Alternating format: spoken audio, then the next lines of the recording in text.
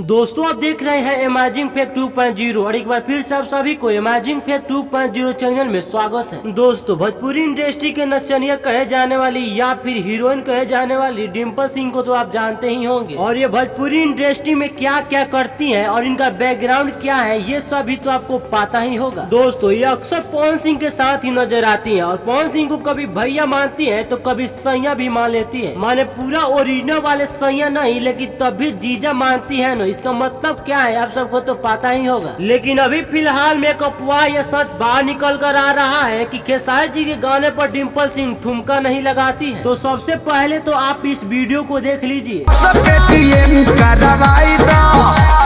तो अब तो आपको पूरा विश्वास हो गया होगा कि जब खेसारी जी के गाने पर अच्छी अच्छी हीरोइन ठुमका लगा देती हैं तो ये नचनिया डिम्पल सिंह क्या है। तो आप सब इस महारानी के बारे में क्या कहना चाहते हैं नीचे कमेंट करके जरूर बताइएगा। मिलते हैं आपसे फिर एक नए वीडियो में, तब तक के लिए जय हिंद जय भारत।